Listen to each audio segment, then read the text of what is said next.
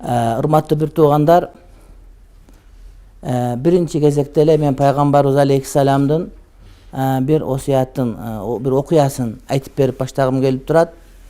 Пайгамбарыбыз алейхиссалам бир жолу келип, анан адамдар учурашып атканда бир дыйканчылык кылып, анан чарба менен колдору мындай чору болуп калган адам менен учурашты. Учурашканда анын колунан мындай бир эмгектенген кол экенин билип, ошол колду өптү пайгамбарыбыз алейхиссалам. Өп, ошого урмат көрсөттү. Анткени ошонун кылып аткан эмгеги адал эмгек, ошо менен эмгек кылып аткандыгы үчүн ошого пайгамбарыбыз икрам көрсөтүп, урмат көрсөтүп анын колун өптү. Башка бир окуя, пайгамбарыбыз алейхиссалам бир ислам үчүн болгон, мамлекет үчүн болгон бир казатка чыгып баратып, адамдар түз тизилгиле деди. Десенен бир эки жастагы чыгып калгандан кийин көкөрөгүнөн түртүп сапка тегиздеп койду анычы. Анан тегиздеп койгондо жанагы адам айтты: "О Аллахтын элчиси, согушка кетип атабыз. Ошол жерден аман келеби жок билбейм. Бирок менин сизде өчүм бар" деди. Ал адам мындай эми кийим жок да ал убакта, ушундай көкөрөк ачык экен, асты бар үстү жок экен. "Эмне өчүң бар менде" деди. "Ушу менин көкөрөгүмө түрттүңүз" деди. "Ушу көкөрөгүмө түрттүңүз, мен дагы сиздин көкөрөгүңүзгө түртөйүн" деди. Анан пайгамбар карап туруп, "Макул, көкөрөгүмө түрт" деди. Бирок пайгамбардын чапаны бар экен. "Менин көкөрөгүмө жылаңач түрттүңүз, сиз да көкөрөгүңүздү ачыңыз, мен дагы жылаңач түртөйүн" деди.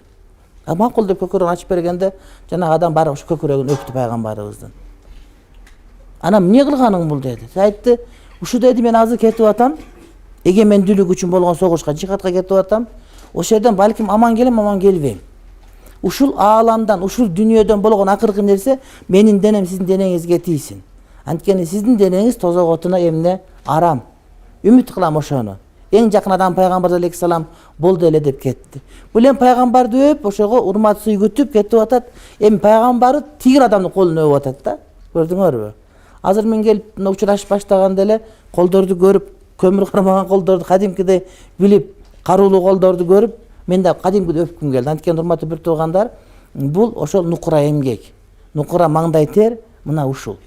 Пайгамбарыбыз алейхиссаламдын өзүнүн осуяттарында, хадистеринде айтылган маселеге сала турган болсок, кимде ким дейт, ырыскы издеп дейт, ошол өзүнүн туулган жеринен башка жакка барып, ошол жерден көз өтө турган болсо, эми бул дегени алыс жакка кетсе деген сөз да. Анда бул адам бейиши деген мааниде осуяттар. Анткени бул алма буш оозума түштө олтура бербестен, ошол аракет кылып, ошол алыс жактарга барып, ошол жерлерден дагы адамдарга бир жакшылыгын тийгизип атат деген мааниде урматтуу бир тууганым.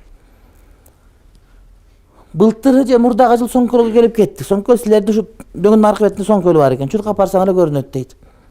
Ошол жака келип 2 саат болуп, давлениябыз көтөрүлүп, өлөт деп кайра түшкүчө шашып кеттик элек. Ошол жерде силер Соңкөлдүн боюнда жыл бою иштейт экенсиңер. Мына бул деген урматтуу бир туугандар оңой эмес оокат. Ушунун бардыгы урматтуу бир туугандар жакшы нерсе. Анан калса туура алыс жерде жүргөндөр, иштеп аткандар көп туугандарыбыз. Бирок алардын кылып аткан иштери жеке өзүнөн ашып түшпөйт, урматтуу бир тууганым. Өзүнүн кара башын, бала чакасын тойгузуп ошо менен гана убара. Бирок силердики билесиңерби, бүтүндөй эл журттун бардыгына, мамлекет үчүн болуп аткан эң бир улуу, эң бир жакшы иштердин бири, урматтуу бир туугандар, мына ушул иш.